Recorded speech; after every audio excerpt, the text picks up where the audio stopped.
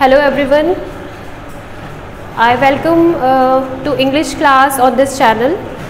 Today we will cover a important topic which is active and passive voice, and this topic is not only important for 10th class, it is also important for class 11th and 12th. Actually it is all important for all and for all competitive exams. So in this video basically we are going to cover the active and passive voice.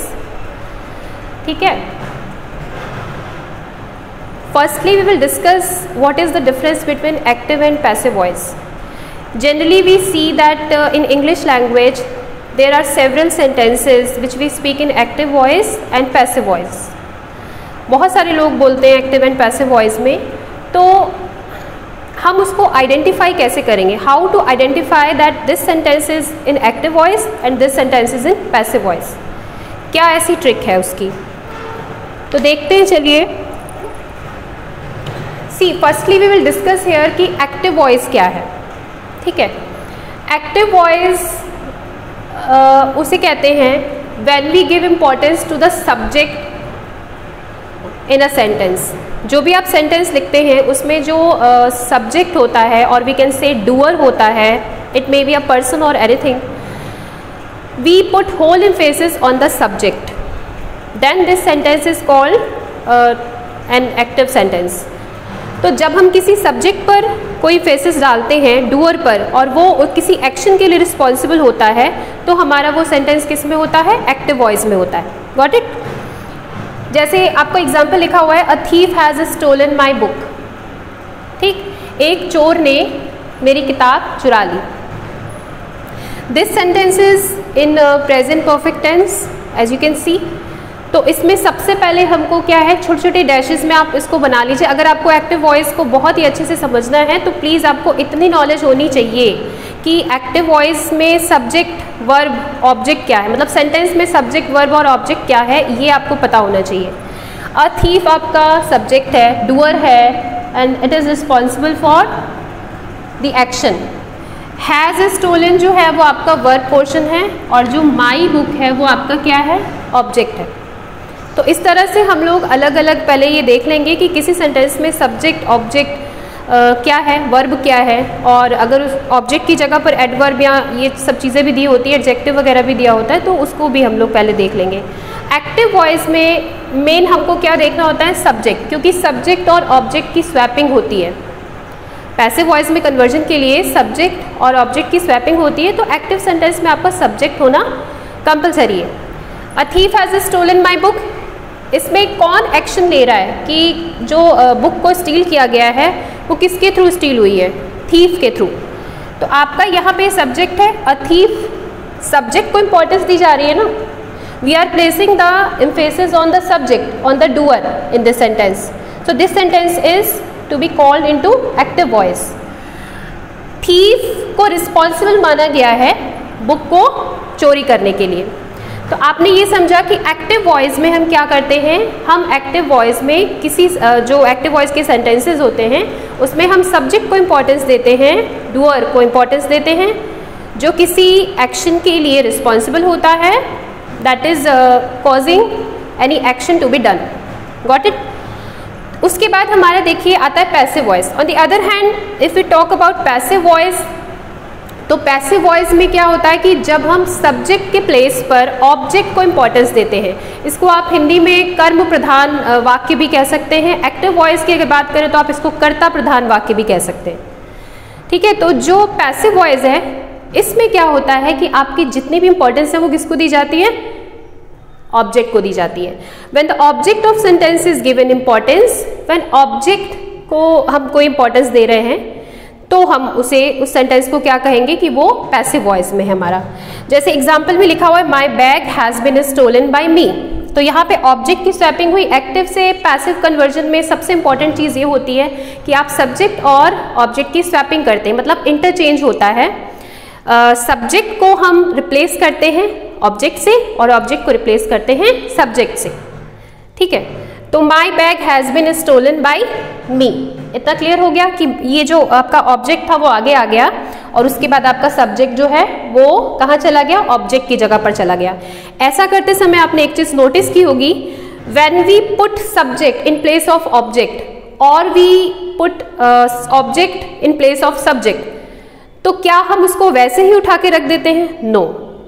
Subject को जब आप object की जगह पे रख रहे हो तो उसके फॉर्म में आएगा ना वो, और अगर ऑब्जेक्ट को आप सब्जेक्ट की जगह पे रख रहे हो तो वो उसकी फॉर्म में आएगा, मतलब सब्जेक्टिव फॉर्म में आएगा। As you all know that subjective form क्या होती है, ऑब्जेक्टिव फॉर्म क्या होती है, पोजेसिव फॉर्म क्या होती है, तो ये सब आपको क्लियर होगा पहले से ही। तो जब आप इनकी इंटरचेंज कर रहे हैं, इनकी स्वैपिंग कर रहे हैं, तो आप ये चीज़ ज़रूर ध्यान दीजिए कि अगर नाउन है तो वो तो सिमिलर वैसे ही लिख दिया जाएगा सेम, लेकिन अगर ये प्रोनाउन है तो इनके फॉर्म्स यानी ऑब्जेक्टिव केस या सब्जेक्टिव केस में ये इंटरचेंज होंगे, तब इसको हम सेंटेंस में लिखते हैं। तो आई होप कि आपको इतना कॉन्सेप्ट क्लियर हो गया कि एक्टिव एंड पैसिव वॉइस को आइडेंटिफाई कैसे करना है। इन शॉर्ट अभी भी कोई डाउट है तो मैं आपको बता दूं कि एक्टिव वॉइस कर्ता प्रधान वाक्य होते हैं जिनमें हम सब्जेक्ट को इंपॉर्टेंस देते हैं, और पैसिव वॉइस होते हैं कर्म प्रधान वाक्य जिसमें हम ऑब्जेक्ट को इंपॉर्टेंस देते हैं। और we can say in other words that if we don't have any importance of subject और अननोन सब्जेक्ट इज देयर, तो हम पैसिव वॉइस में सेंटेंसेस को यूज करते हैं। तो इतना आपका क्लियर हो गया, ठीक है। अब एक्टिव और पैसिव वॉइस के बाद द नेक्स्ट स्टेप इज कि एक्टिव से पैसिव के जो कन्वर्जन होते हैं वो कितने तरह के होंगे। तो there are several rules related to active voice. For example active voice के जो रूल्स हैं वो टेंसेस के अलग होते हैं। इम्परेटिव सेंटेंसेस में a sentence which begins with the first form of verb और इट में ऑल्सो बिगिन विद लेट, तो इन सेंटेंसेस की भी पैसिव वॉइस बनती है। तो there are different rules for passive conversion. तो अलग अलग रूल्स हैं एक्टिव से पैसिव कन्वर्जन के, ये भी हम देखेंगे। बट उससे पहले हम ये बता दें आपको कि कुछ क्राइटेरियाज हैं जिन पे आपका एक्टिव से पैसिव कन्वर्जन होता है। आप क्या सोचते हैं कि एक्टिव से पैसिव जो है कोई भी सेंटेंस को उठा के हम बना लेंगे, मतलब कोई भी सेंटेंस दिया हुआ है अगर, तो क्या उसकी पैसिव कन्वर्जन हो जाएगी? क्या ये पॉसिबल है? एक्टिव से पैसिव बनाने के लिए कौन कौन से क्राइटेरियाज मैच करने चाहिए, ये ज़रूरी है।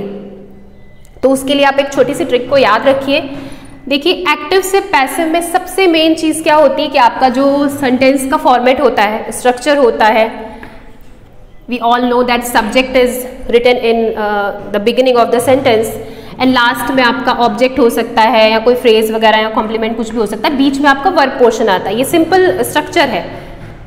सब्जेक्ट और ऑब्जेक्ट की क्या होती है? स्वैपिंग होती है। ये भी आपको बताया मैंने अभी। ऑब्जेक्ट को सब्जेक्ट और सब्जेक्ट को ऑब्जेक्ट की जगह पर रखा जाता है। पर अब मान लीजिए कोई सेंटेंस इस तरह से दिया हो और यहाँ पे in place of writing object we are writing adverb या adjective, it may be a complement also, या फ्रेज भी हो सकता है, कुछ भी हो सकता है, anything it can be, but not the object. तो क्या उस कंडीशन में आप लोग उसका पैसिव फॉर्म कर सकेंगे? नो। आप ऑब्जेक्ट को उठा के यहाँ पे रखते हो ना, तो जब सब्जेक्ट के बाद यहाँ पे ऑब्जेक्ट है ही नहीं, सब्जेक्ट को आप उठा के रख लेंगे लेकिन ऑब्जेक्ट को यहाँ पे कैसे रखेंगे? नहीं रख पाएंगे ना। तो इसके लिए यहाँ पे ज़रूरी है कि वर्ब का ट्रांजिटिव होना इम्पॉर्टेंट है। पैसिव कन्वर्जन के लिए the foremost thing is important, that is the sentence should have a verb and that verb should be in transitive form. Now the question arises that what is transitive verb and what is intransitive verb? It is also cleared in the chapter of verb, जब पढ़ाया गया था आप लोगों को पहले। देखिए, active passive जो है एक कॉमन टॉपिक है। It is for all, 9th section के लिए भी है, 10th के लिए भी, फर्स्ट ईयर और इंटर और कॉम्पिटिटिव एग्जाम्स के लिए भी आप कर सकते हो। तो सबसे पहला क्राइटेरिया क्या है आपका कि आपका वर्ब का ट्रांजिटिव होना ज़रूरी है। इसको हम डिटेल में नहीं बताएंगे because if I tell you in bit and sections तो फिर वीडियो थोड़ा ज़्यादा लेंथी हो जाएगा। वर्ब ट्रांजिटिव और इंट्रांजिटिव क्या है ये मैं आपको क्लियर कर देती हूँ। ट्रांजिटिव वर्ब आपकी वो होती है जिसको हिंदी में हम कहते हैं सकर्मक क्रिया, ठीक है। और इंट्रांजिटिव वर्ब आपकी होती है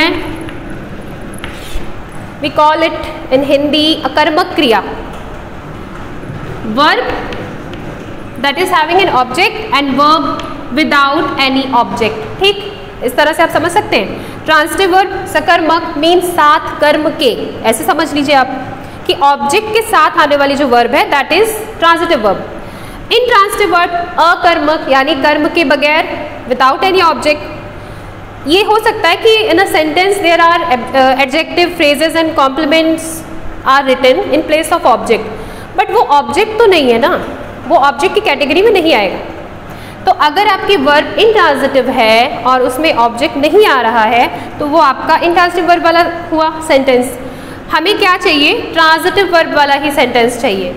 for making the passive conversion the sentence must have a transitive verb. आपको इतना ध्यान रखना है। इंट्रांजिटिव वर्ब वाले सेंटेंसेस की पैसिव मुश्किल बनती है, नहीं बनती है। ट्रांजिटिव वर्ब वाले सेंटेंसेस की पैसिव बनती है। क्यों बताया मैंने? क्योंकि अगर आपके पास ऑब्जेक्ट नहीं है, for suppose you are not having any object in the sentence, how will you be able to swap these subject and object with each other? नहीं कर पाएंगे ना आप लोग इसको, इट्स इम्पॉसिबल टू डू। तो ऑब्जेक्ट होगा तो हम उसकी जगह पे रखेंगे सब्जेक्ट की जगह पे, और सब्जेक्ट को आप पीछे ले जाओगे। समझ में आया? तो ये पहला क्राइटेरिया है कि आपका जो वर्ब है वो ट्रांजिटिव होना चाहिए। ये आपको क्लियर हो गया? फर्स्ट क्राइटेरिया क्या है कि वर्ब का ट्रांजिटिव होना। इसको और थोड़ा डिटेल में आगे लेके चलते हैं। अगर मान लीजिए किसी सेंटेंस में ऑब्जेक्ट दिए हैं, क्योंकि ये कॉन्सेप्ट बेसिकली इसी से रिलेटेड है तो मैं इसी को आगे कंटिन्यू कर रही हूँ कि आपका मान लीजिए वर्ब जो है that is in transitive form, a verb which is having an object in a sentence. तो ऑब्जेक्ट्स कितने तरह के होते हैं? How many types are there of an object? Object कितने तरह के होते हैं? 2। कौन कौन से? Direct and indirect. If you are able to write all those rules on some fair notebook, on any rough copy, so it's good for you for future perspective, because ये जो सारे rules हैं ये आप ऐसे ही mind में रखोगे तो याद नहीं हो पाएंगे। So please write down all the rules on your copy so that you may understand and identify the difference between active and passive voice। तो basically मैं ये चीज़ इसी पे फोकस करना चाह रही हूँ कि आप सब कुछ लिखते जाओ साथ साथ। डायरेक्ट और इनडायरेक्ट नरेशन भी होती है, but here we are talking about the object. ये भी आपका सेम डायरेक्ट और इनडायरेक्ट में होता है। डायरेक्ट ऑब्जेक्ट कौन से होते हैं? इनडायरेक्ट ऑब्जेक्ट कौन से होते हैं? डायरेक्ट ऑब्जेक्ट्स वो होते हैं जो नॉन लिविंग थिंग्स पर बेस्ड होते हैं, the objects which are based on non living things, and indirect objects are based on living things. So simple. Direct वस्तु प्रधान और जो इनडायरेक्ट है वो व्यक्ति प्रधान कहते हैं उसको। क्लियर हो गया? तो किसी सेंटेंस में आपके ऑब्जेक्ट कितने तरह के हो सकते हैं? 2। जब 2 हैं तो ऑब्वियसली किसी सेंटेंस में 2 ऑब्जेक्ट ही आएंगे। अब क्या ये पॉसिबल है कि क्या एक सेंटेंस में दोनों डायरेक्ट ऑब्जेक्ट आ सकते हैं? नो, पॉसिबल नहीं है। क्या किसी एक सेंटेंस में 2 इनडायरेक्ट ऑब्जेक्ट आ सकते हैं? No, it is also not possible. तो फिर किस तरह से आएंगे सेंटेंस में ऑब्जेक्ट? अगर आपको सेंटेंस में दोनों ऑब्जेक्ट लिखने तो हमेशा उसमें से एक डायरेक्ट होगा और दूसरा इनडायरेक्ट होगा। मतलब क्या हुआ कि आपके एक सेंटेंस में मैक्सिमम कितने ऑब्जेक्ट्स आप पुट कर सकते हो? 2। One is direct and the other is indirect. तो ये भी समझ में आ गया आपको। पहले हमने क्या समझाया कि ट्रांजिटिव वर्ब होनी चाहिए जिसमें ऑब्जेक्ट होना चाहिए, so that the swapping must be occurred. और उसके बाद आपको बताया कि ऑब्जेक्ट 2 तरह के होते हैं सेंटेंस में, डायरेक्ट और इनडायरेक्ट, और सेंटेंस में 2 ही तरह के ऑब्जेक्ट आ सकते हैं, तीसरा कोई ऑब्जेक्ट नहीं हो सकता है। एंड उसमें भी आपका डायरेक्ट एक बार आएगा और इनडायरेक्ट एक बार आएगा, 2 बार नहीं। हम इसको we are not able to use it twice. ठीक है, तो डायरेक्ट और इनडायरेक्ट हो गया, 2 ऑब्जेक्ट हैं। अब अगर आपके सेंटेंस में ऑब्जेक्ट 2 है तो प्रोबेबली इसके जो पैसिव कन्वर्जन होंगे ना वो भी 2 तरह के बनेंगे। क्यों? क्योंकि आप किसी भी ऑब्जेक्ट को सब्जेक्ट की जगह पे रख सकते हो। For example,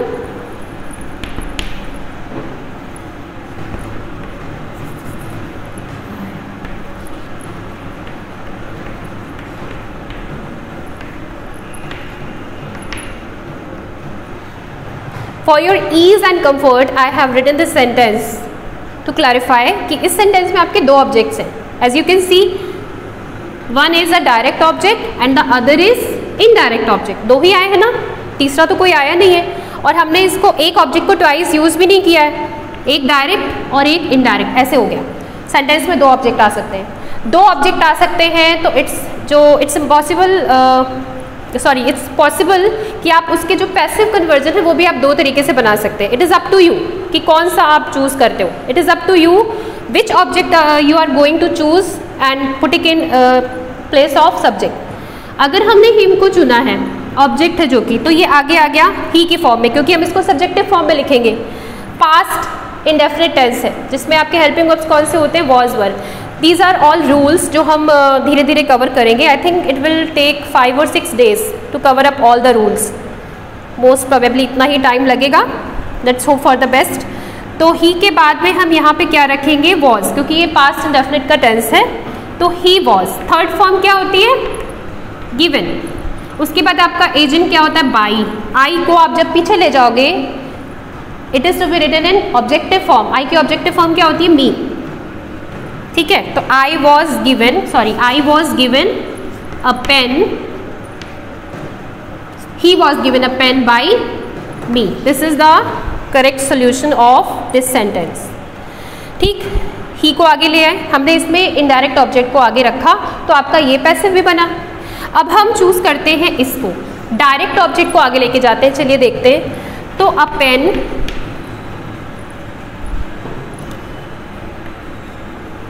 was given, a pen was given by me to him. What we have done, we have chosen direct object in place of subject and indirect object is written at the last. ठीक, तो आपका ये भी तरीका सही है और ये भी तरीका सही है। तो आप पैसिव कन्वर्जन जो है वो दो तरीके से कब बना सकते हैं, जब आपके सेंटेंस में ऑब्जेक्ट्स दो होंगे, इनडायरेक्ट और डायरेक्ट वाला, तो आप पैसिव भी दो तरीके से फॉर्म कर सकते हो। इसके बाद हमारी बात आती है दूसरे क्राइटेरिया को जानने की। ये आपका ऑब्जेक्ट्स रिलेटेड था, तो ये ऑब्जेक्ट्स रिलेटेड आपका पहला क्राइटेरिया जो है वो कंप्लीट हो गया। इसके बाद आप कैसे, क्या शॉर्ट ट्रिक है that you can identify that this sentence is in passive voice. Third form of verb is always used in passive constructions, लेकिन ये फॉलो किए जाते हैं किसके द्वारा, बाई प्रेपोजिशन के द्वारा। ठीक है, तो आप ये देख रहे हैं कि वर्ब की थर्ड फॉर्म और बाई तो आपके हर पैसिव सेंटेंस में आता ही आता है। इससे आप अंदाज़ा लगा सकते हो कि ये सेंटेंस जो है वो आपका पैसिव वॉइस में है। अब बात आती है कि क्या बाई हमेशा यूज़ होता है। बाई जो है एजेंट, क्या ये हमेशा यूज़ करते हैं, नो। थर्ड फॉर्म की तो श्योरिटी है कि वर्ब की थर्ड फॉर्म ही आती है, बट बाई हम हमेशा यूज़ करें ऐसा नहीं। कुछ ऐसे डिफ़ॉल्ट वर्ब्स हैं, फ्रेजल वर्ब्स हैं, जैसे लुक के साथ आफ्टर लगता है,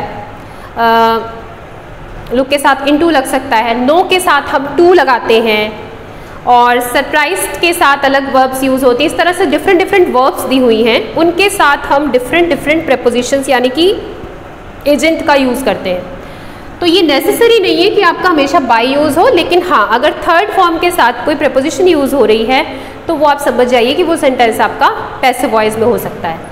तो ये सेकंड क्राइटेरिया भी आपका हो गया। ठीक है, इसके बाद हमने अभी बात की थी कि जब हम स्वैपिंग करते हैं, when swapping is done in a sentence and we have to put the object in place of subject and subject in place of object, so we can change its form.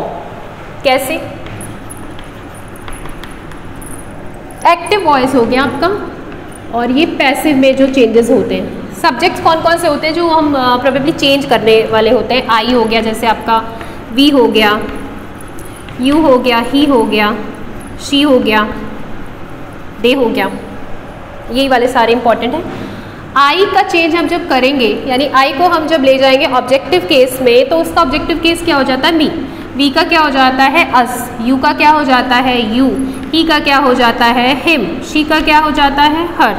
They gets change into them. तो ये आपकी book में लिखे होते हैं, ये subjective case है और ये ऑब्जेक्टिव केसेस है। तो please do remember, while converting a sentence into passive voice you have to write the correct form of subject and object। मतलब अगर आप स्वैपिंग कर रहे हैं सब्जेक्ट को ऑब्जेक्ट की जगह पर लेके जा रहे हो, आई को अगर ऑब्जेक्ट की जगह पर लेके जा रहे हो तो it is to be change into objective form. इसीलिए मैंने आपके यहाँ पे सारी पैसिव वाली फॉर्म्स को लिख दिया है। इसका आप स्क्रीनशॉट ले सकते हो। ये आपका हो गया, ठीक है।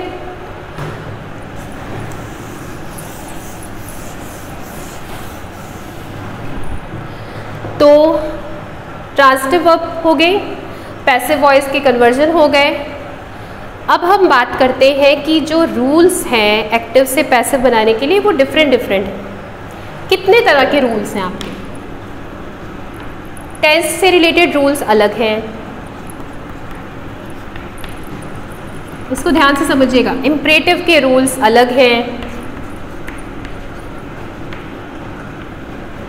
मॉडल वर्ब्स के रूल्स अलग हैं,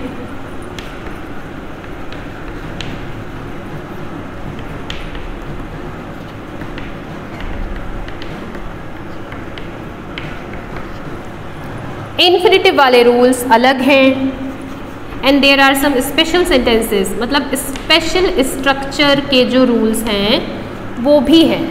तो आप इसको 5 सेगमेंट्स पे डिवाइड कर लो। टेंसेस से रिलेटेड रूल्स, इम्परेटिव के, मॉडल वर्ब्स के, इन्फिनिटिव के और स्पेशल स्ट्रक्चर वाले, इसी में कवर हो जाएगा सब। हम एक एक चीज़ को लेके चलेंगे। Firstly we will discuss about the rules of tenses.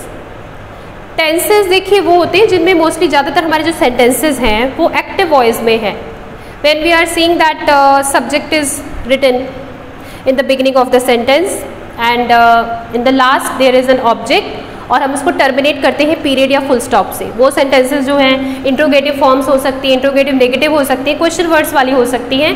These all forms are related to the forms of sentences जो कि टेंस से रिलेटेड है, एक्टिव सेंटेंसेस ही होते हैं। उनके पैसिव के रूल्स होते हैं अलग अलग। इम्परेटिव के कैसे होते हैं? इम्परेटिव आप जानते हो कि एक ऐसा सेंटेंस, ऐसे सेंटेंसेस होते हैं इसमें जिसमें हम किसी कमांड या एडवाइस और रिक्वेस्ट को या कोई इंट्रीटी को एक्सप्रेस करते हैं, वो इम्परेटिव सेंटेंसेस हैं। जनरली इम्परेटिव सेंटेंसेस में सब्जेक्ट नहीं होता, लेकिन हाँ ये अंडरस्टूड होता है, हम इसको यू मानते हैं और उसी हिसाब से उसके पैसिव बनाते हैं। इसके डिफरेंट रूल्स हैं। मॉडल वर्ब्स कौन सी होती हैं? जो मोड एक्सप्रेस करती हैं in a sentence. For example will है, शैल है, कैन है, कुड है, मे है, माइट है। These all are modal verbs. We can also call it modals, mode express करने वाली जो वर्ब्स हैं। तो इनके भी अगर सेंटेंसेस होंगे तो उनको अलग रूल से बनाते हैं। हैज़, हैव, हैड के साथ में अगर आपका इन्फिनिटिव आ रहा है, कंपल्शन वाले sentences, I have to go, sorry I have to read the book, you had to eat food, इस तरह के सेंटेंसेस जिसमें कंपल्शन एक्सप्रेस हो रहा है, उनके अलग रूल्स हैं पैसिव के। और स्पेशल स्ट्रक्चर्स में वो सेंटेंसेस आते हैं आपके जिसमें इट इज़ टाइम वाले सेंटेंसेस हो गए। कुछ ऐसे सेंटेंसेस हैं जिसमें क्लॉजेस दी हुई है। क्लॉजेस मीन्स जब कनेक्टर से स्टार्ट होने वाले सेंटेंसेस होते हैं वो वाले कुछ हैं। कुछ इंडेफिनिट प्रोनाउन के सेंटेंसेस होते हैं, समवन या इस तरह से स्टार्ट होने वाले जो ओवरऑल सारी कम्युनिटी के लिए बोले जाते हैं। तो इस तरह से ये 5 डिफरेंट रूल्स आएंगे, टेंसेस के अलग, इम्परेटिव के अलग, ठीक है। हम सबसे पहले किसको लेके चल रहे हैं? टेंसेस में। तो सबसे पहले हम देखेंगे कि टेंस वाले रूल्स कैसे होते हैं। As you all know that tenses का यूज़ किस लिए किए जाते हैं? किसी सेंटेंस में जो भी एक्शन हो रहा होता है उसके टाइम को एक्सप्रेस करते हैं ना हम टेंस के थ्रू। तो tense is basically use to express the time of an event और ऑफ एन एक्शन। कितने तरह के होते हैं? सब जानते हैं कि 12 होते हैं, ठीक। क्योंकि हम एनसीईआरटी पैटर्न से पढ़ रहे हैं तो एनसीईआरटी पैटर्न में 12 सेंटेंसेस की पैसिव जो है वो बनाई जाती है। यूपी बोर्ड में थोड़ा सा ऐसे होता है कि इसमें से 4 टेंसेस को लेस कर दिया गया है because of using double form of be, जैसे बीइंग के साथ बीन लगाना और बीइंग के साथ बीन लगाना। और आपको पता है कि वो 4 टेंसेस जो है वो हम हटा देते हैं। बट इसमें मैं पूरे के पूरे आपके जितने भी टेंसेस होते हैं सबके पैसिव का रूल बताऊंगी, स्ट्रक्चर बताऊंगी। तो अगर हम बात करें टेंसेस के रूल से तो हम पहले टेंस को लेके चलते हैं विच इज़ प्रेजेंट टेंस, जिसमें हम प्रेजेंट एक्शन को डिनोट करते हैं सेंटेंस में। इसकी आइडेंटिफिकेशन क्या होती है? आइडेंटिफिकेशन के लिए 4 सेक्शन में इसको डिवाइड किया गया है। इंडेफिनिट फॉर्म है, कॉन्टिन्यूअस फॉर्म है, परफेक्ट फॉर्म है, और लास्ट में जो आती है वो परफेक्ट और कॉन्टिन्यूअस को मिला दिया जाता है, उसका कॉम्बिनेशन होता है। तो ये 4 टेंसेस तो आपको हर प्रोमिनेंट टेंस में मिलेंगे ही मिलेंगे। इसमें आपके कितने आ गए? प्रेजेंट इंडेफिनिट, प्रेजेंट कॉन्टिन्यूअस, उसके बाद present perfect, present perfect continuous, आज इनकी बात की जाती है। तो इन टेंसेस की जो है वो पैसिव बनती है, पैसिव रूल्स बनते हैं, लेकिन उसमें कौन सा वाला जो है हम लोगों के लिए थोड़ा सा प्रॉब्लम क्रिएट करता है, ये जो प्रेजेंट परफेक्ट कॉन्टिन्यूअस है, जो कि मोस्ट ऑफ द बुक्स में ये लिखा गया है कि बी की ज़्यादा 2 बार फॉर्म्स यूज़ होती है, इसलिए नहीं है, लेकिन इसका भी मैं आपको बता दूंगी कैसे। अगर ऑब्जेक्ट है तो आप उसको बना सकते हैं एनसीईआरटी पैटर्न के अकॉर्डिंग, ठीक है। तो पहले हम इन 3 टेंसेस के रूल्स और स्ट्रक्चर्स को लेके चलेंगे। आइडेंटिफिकेशन के लिए जो आपका एक्टिव सेंटेंस का आइडेंटिफिकेशन होता है वो क्या होता है? जब तक आप ये नहीं समझोगे कि हमारा सेंटेंस को हम कैसे आइडेंटिफाई करें, that which tense this sentence belongs to, तो हम आप पैसिव कैसे बना पाएंगे? आइडेंटिफिकेशन ऑफ एक्टिव सेंटेंस, क्या आइडेंटिफिकेशन होती है? अफर्मेटिव सेंटेंसेस के लिए वर्ब की फर्स्ट फॉर्म उसमें एस या ईएस लगा होता है, या फिर आपकी वर्ब की फर्स्ट फॉर्म भी दी होती है। और अगर हम बात करें इसके नेगेटिव और इंट्रोगेटिव फॉर्म की, तो आप जानते हैं कि इसमें डू या डज का यूज़ होता है with the first form of verb. तो ये आइडेंटिफिकेशन है।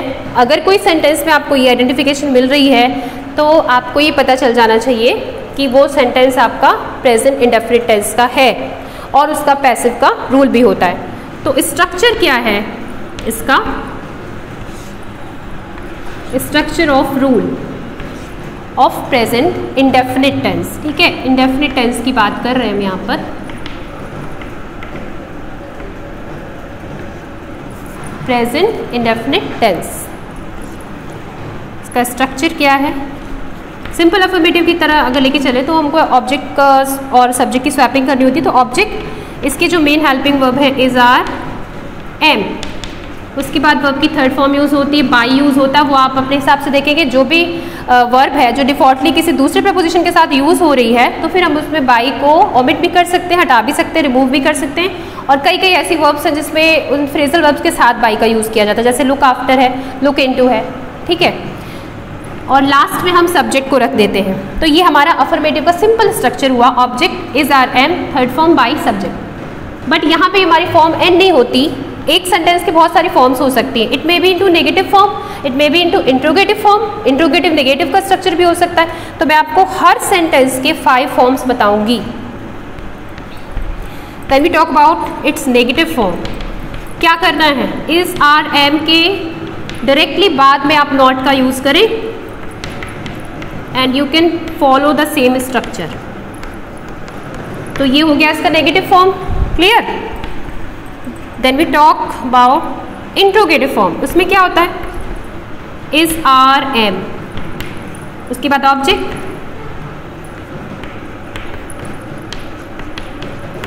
क्वेश्चन मार्क लग गया, थर्ड फॉर्म हो गई।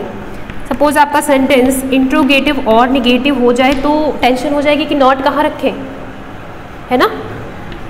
तो इज आर एम, ऑब्जेक्ट को आप वैसे लिख दीजिए, उसके बाद नॉट लगा दीजिए, थर्ड फॉर्म लिख दीजिए, देन यूज बाई सब्जेक्ट और लास्ट में क्वेश्चन मार्क, ठीक है।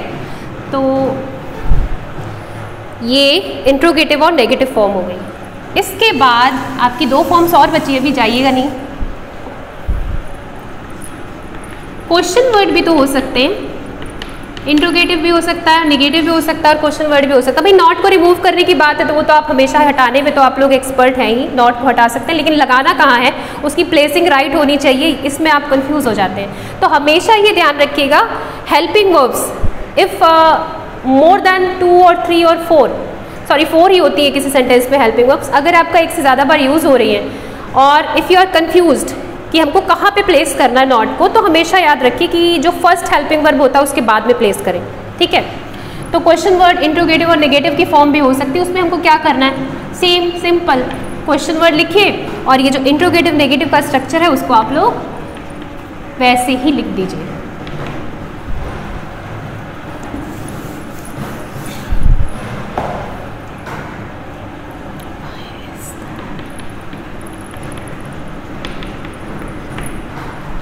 तो ये हो गए आपके प्रेजेंट इंडेफिनिट के सारे रूल्स।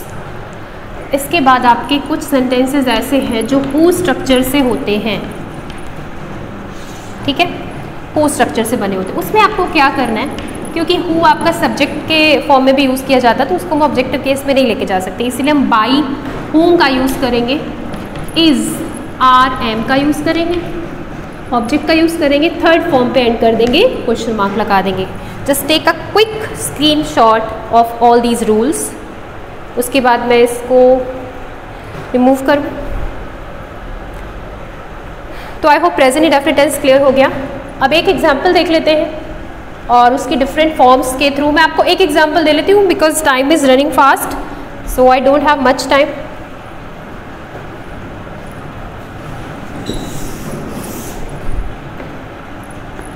एग्जाम्पल ले लेते हैं, he reads a book. Identify which is the subject, he है, verb is reads, a book क्या है, ये ऑब्जेक्ट की कैटेगरी में आ रहा है। तो क्या करना है हमको, सिंपल अफर्मेटिव फॉर्म में दिया गया है, we will use affirmative rule. Object हमारा ए बुक है, right a book. Which helping verb is going to be used, he के अकॉर्डिंग, किसके अकॉर्डिंग, या ए बुक के अकॉर्डिंग, किसके अकॉर्डिंग लेंगे आप, a book is a singular case noun है तो उसमें आप लोग क्या यूज़ करेंगे, इज। रेड्स की थर्ड फॉर्म क्या हो जाएगी, रेड। बाई, ही को ऑब्जेक्टिव केस में चेंज कर देंगे तो क्या हो जाएगा, तो that is your solution, a book is read by him.